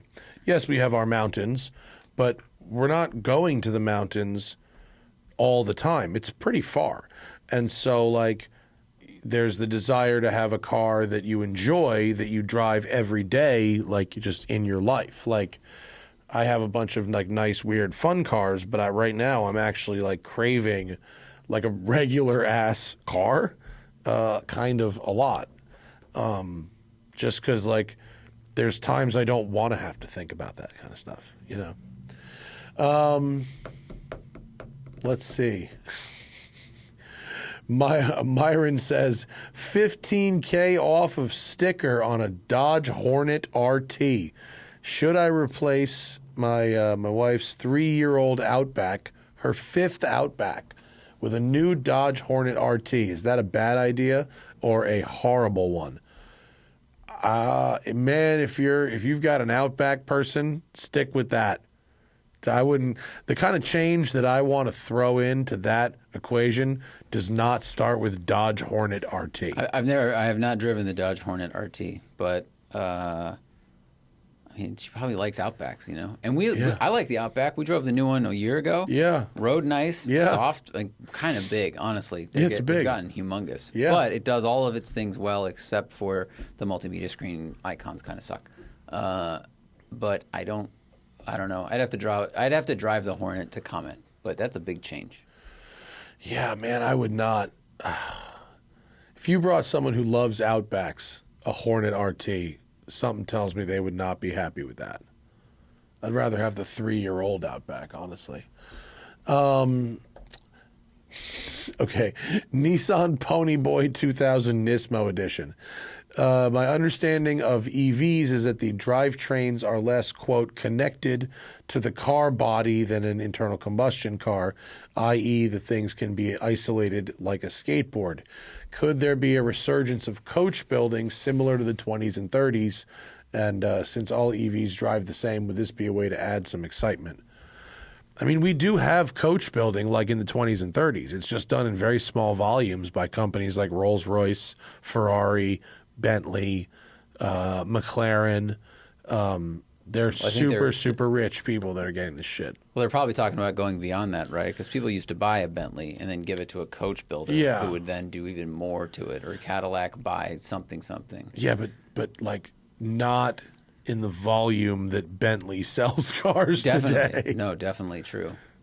There's like, there was like 100 of those, Yeah, I think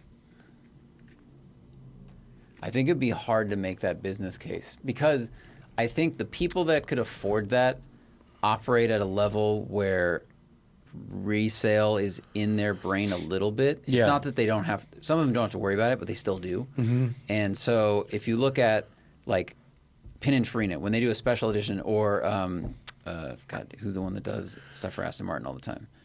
Zagato. Zagato. Like – people can pay the money. They get something that looks individual. Yeah. A lot of the complicated parts, engines and things are figured out by the factory. But then when they go to sell it, they can go, this is one of one by a brand people know. Yeah. And I think that still means a lot to people.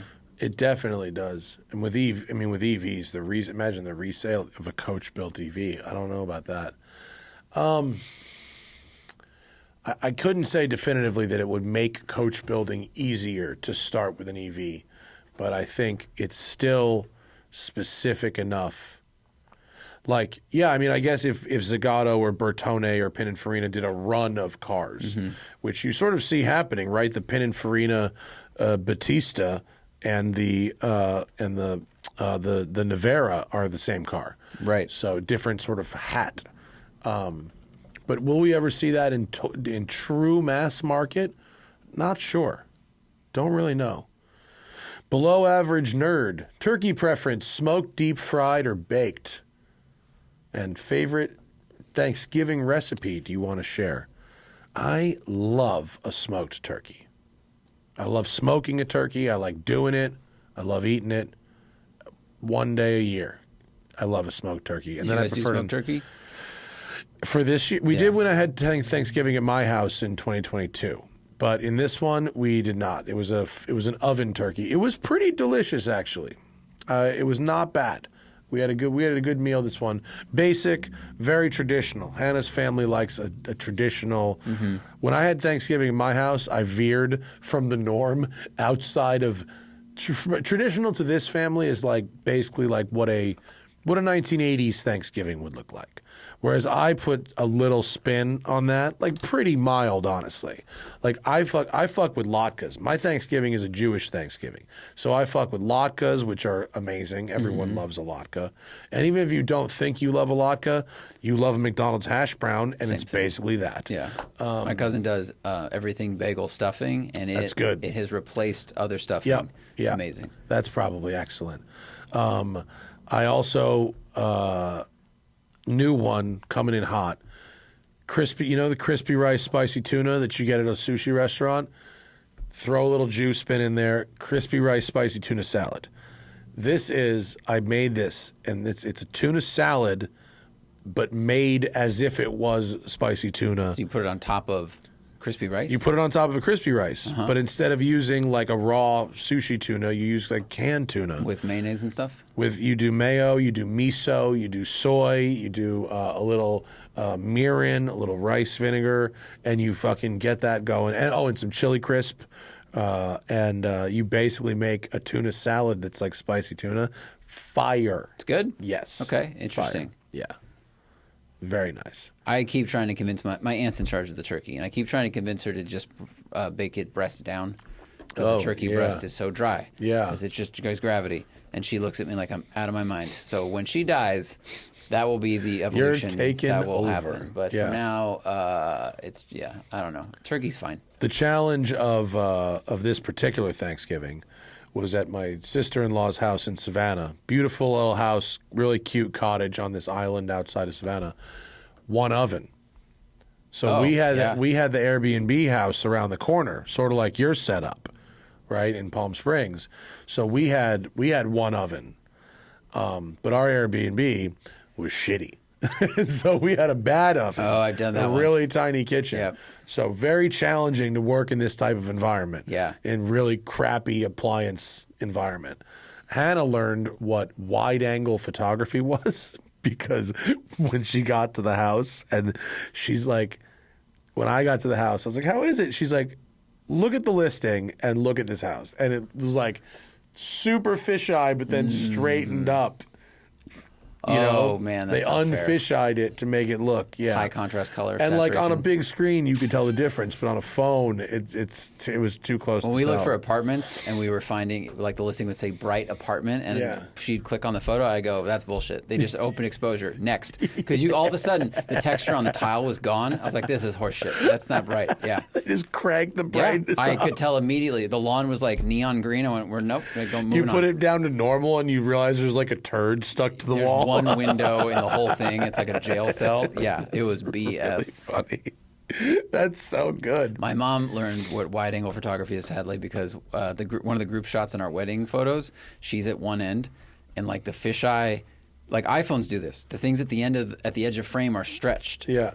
So she looks twice as wide as she is. So does Sarah's stepdad, and my mom is just so critical all the time. She caught it, and she does look man. weird. Like, and I was like, I wish they'd backed up 10 more feet. Fuck, we can't fix this.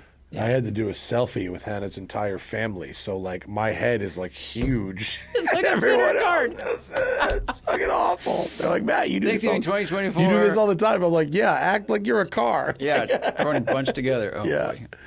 Christian says, why is the GT3 Touring slower to 60 than the wing car? I don't think there's any difference at all. There's no difference between the cars. Is he talking about 992.2? And if so, I have no idea. I'm driving it in January, and maybe I can tell you then. But if you're talking about the outgoing car, if two different like magazines tested it, maybe it was delivered on different tires. Because like you could get them on like sort of regular tires, or you get them on like cups. So Yeah. it should be exactly the same. Also, in Germany, they do 0 to 62. Yeah. And that, like, I wrote to Frank because there was a discrepancy between two different press releases. Mm-hmm. And he was like, there's not a discrepancy. You're looking at German. You're looking at- one is German, one's U.S., and one's to 62 and one's to 60. Yeah. So, 100K. yeah. Stacy's mom is my mom. So your sister is Stacy, or you're Stacy? That is the question. They answered this, and I deleted it just for space, but now. Oh. Anyway, what She's modern Stacy, I think. what modern car that is only offered as an automatic would you choose to get as a manual if the car gods were to grant you that one wish? The Nissan, the Z Nismo would be great as a manual. I really wish that one came as a manual. That'd be a lot of fun. I'd like a McLaren Artura in manual. That would be pretty exceptional. Zach? I'm thinking. How modern can we go, like? Whatever. Brand new. 911 Turbo S. F-Type R? That wasn't Oh, offered. That was no, the F8 not speed, offered right? in manual. Yeah. I would do that. That would be a good one. Or a new M3 Comp X Drive. I mean, it's fun, but it'd be more fun. I agree. Tim says, thoughts on the Boss 302 Mustang in 2024. That's the Boss 302 from back in 2012. Would it still feel special today? Does a modern GT match it in performance and handling? I think it would feel special today. It still had hydraulic steering, I think. Yeah. That had great steering. I remember that. Yeah. Shifter was awesome. Good Also seats. Seems smaller than the new cars. Good seats. Like, Sounded nice. great analog vehicle. Yeah. Did it have side pipes? Did not have a side pipe, I don't think. But I think they were very nice cars. I don't see them around very often at all. No. I remember the Boss 302 Laguna Seca was a very special thing when we had it. That was a really fun car. Yeah. Fantastic vehicle. Yeah. I Yeah, liked really everything nice. about it. Sloppy Toppy 5000. What is the worst? Which is a worse six-cylinder sound, the Ferrari F80 or the BMW F80? The Ferrari F80 sounds the same as the 296, which is actually a very pleasant sound. It's just quiet. right? Yeah. I think that car sounds nice. It'd be hard to compare the two unless they had an evenly, their decibels were even. Right. But like, I think the Ferrari sounds a little better. Yeah. I think the Ferrari sounds a little better too. Yeah. And I think the Ferrari sounds a little better than the McLaren Artura also. Yes. Although the McLaren is pleasant. It's quieter, I think. The 911 Turbo is the best 6-cylinder sound on the market right now, I think. Yeah. Oh, for sure. Right? Yeah, it's very unique. And F80, actually, no thank you. maybe not the Turbo. The new GTS might sound better than the Turbo. Ooh, interesting. No, what am I talking about? Like the ST is the best 6-cylinder sound. Why am I saying Yeah. Turbo? Oh, quick clarification. Someone last week they asked if I noticed the turbo lag in the larger turbos on the new 911T. Oh, yeah. And I couldn't find anything. They clarified that because the T uses the Carrera engine, the Carrera 992.2 has larger turbos than the other one. So yeah. that was the question.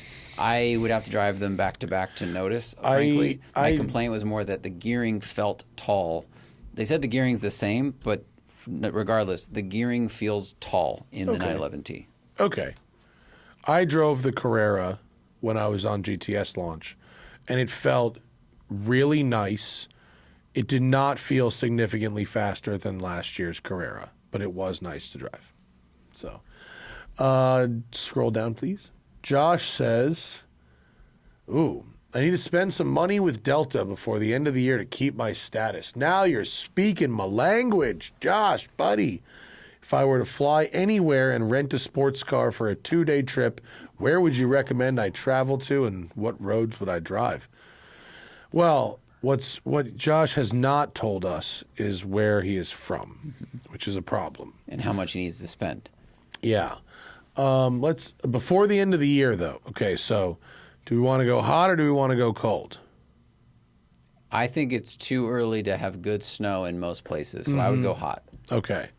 So you could do Vegas, Valley of Fire, Lake Powell, National Parks, Zion, Bryce, that kind of stuff. That would be fantastic. Right. You could do I mean, you could Bourbon go, Country, Smokies, you could go to Nashville. Spain, like fly there. It's warm. Oh. Drive the road tarmac is really good. I don't know. yeah, I don't know I how many mean- miles this person needs to add on their Delta car. I mean, Josh says anywhere. So, yeah, Spain, Iceland. There's no sports cars. There's no sports But cars. still a good road trip. But drive an F-road in Iceland. That's an adventure. Drive in the middle of the island. Yeah. Yeah. New Zealand. 100%. Best road trip ever. Yes. I would do that. Yeah. That would be exceptional. All right, wait.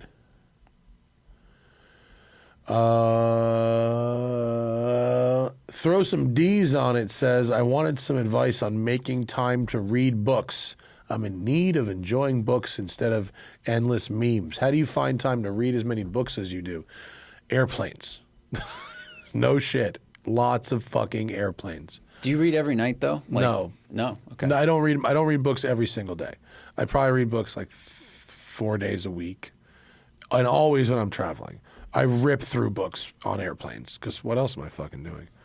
I'm usually editing or something. T-Pain put a great video on TikTok the other day, ironically, because he was like, people are out there complaining they don't have time to do things. What are you doing right now? Yeah. You're watching me talk to you. It's like, put this down, go outside. Yeah. So if you like use there's like a screen timer app on iPhone. Just look at how much time you look at screens on your phone and think about how much time you're spending just like endlessly scrolling Instagram. Yeah. You can read a book. Yeah. And reading a book, I just got a new book recommended by Scotto that's called Stealing Focus, I think it's called, about like why you can't concentrate on like long form content. I'm going to start reading that one too. Right now, I'm reading Timothy Snyder on freedom. He's like an expert historian who studies authoritarianism. This sounds like a real fun good, read. real good one. This Real sounds fun. I bought He's very It Can't important, Happen though. Here, which is similarly subject. I've read that one. Yeah. Yeah. It's a good one. Let's see. Let's do these 4, and then we'll call the game. Bad Gardener, if you were each to replace your cars with cars of twice the budget, what would fill the same roles? Okay. All right. The Countach, same role, would have to be a Diablo GT because you're talking about $1 million basically. Diablo GT. That's what you would buy for $1 million. I mean, you don't have to stay in Lamborghini To fill the same role. Yeah. Yeah, because I can't get into an F40 or anything P1s like are that. Too expensive now. Huh? P1s are I don't too want expensive. any of that shit. It's got to be stick shift. It's Okay. got to be like sort of old school. But Diablo GT is the ultimate of that formula. Okay. The NSX, twice the budget. I would get an NSXR. Easy. Yeah. Twice the budget on the Porsche 911 ST. Twice the budget on the Delica. Can't get anything better. Yeah, that's true. That's because it's a weird thing. It's Yeah. a lifted off-road minivan. They don't Twice the you budget. Get a Sportsmobile. Yeah. You could get a 6 A Sportsmobile. Sportsmobile, yeah. Those are rad. Twice the budget on the Aston V12 Vantage 2011 stick shift. That would be exceptional. I think twice the budget on the M3. I would get 50 grand. I guess I'd probably go Cayman S. I've said it before. Cayman S sports car. Now, if I have to stay BMW, then I would go really low mileage E90. Twice the budget on the RAV4. I think Defender 110, right? That kind of does the same thing. Yeah. And That's the dog car for people car with for a dog. dog. Yeah, it's people. Yeah, car for a dog. Car and for people. dog owner. Yeah. Alex Brown, best way to protect a brand new car. You get it from the dealership and drive it home. What do? Ammo Reflex. Get it at Westside Collector Car Storage here in LA or at monyc.com. Ammo Reflex and then regular hand washes. Don't go to shitty machine washes if you can avoid it. And don't go to the touchless washes. I used to do that a lot, and Larry went, that's fine with your clear coats. Yeah. He's like, the chemical stuff that's in the spray washes is aggressive. Yeah. It's tough, but you make the time to hand wash it yourself and or go to a hand wash, and that will be a big one. Siamese sports cat enthusiast. Every high-end car you drive seems to be wearing 40K in carbon fiber.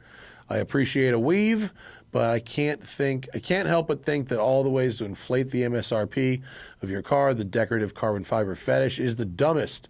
What options would you skip with your own money on a high-end car? I would skip carbon fiber or engine compartment. Oh, yeah. Don't need that.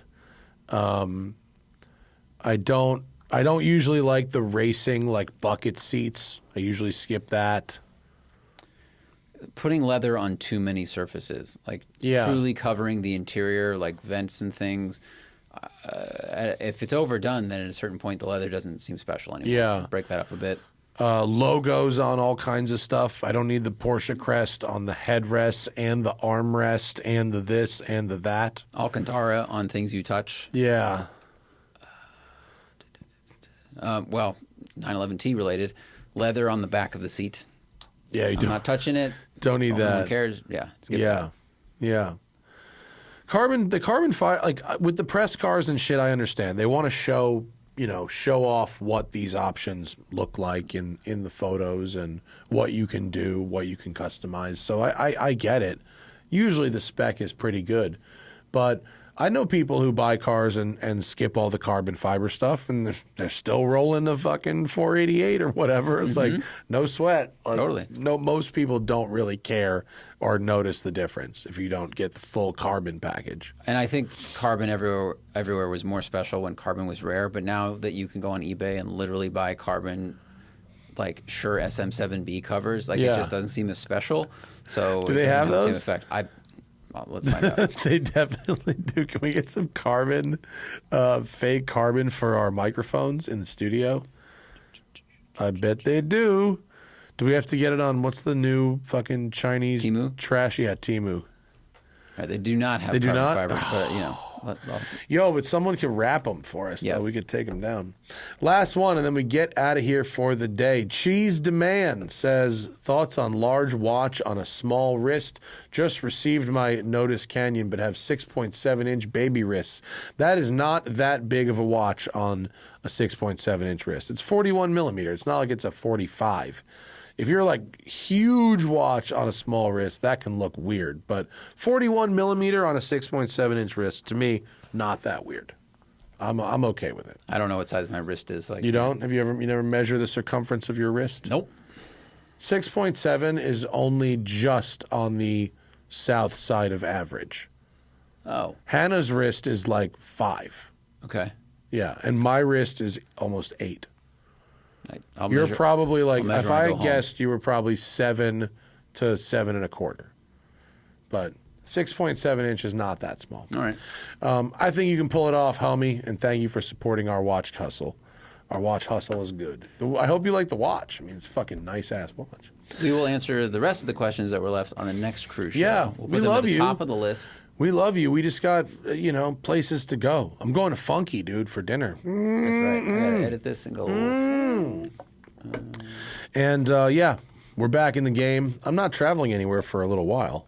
And we will have content for you. Thank you to our patrons for supporting us this year and having such great questions. Thanks to the rest of y'all for listening, and we'll see you later. Bye.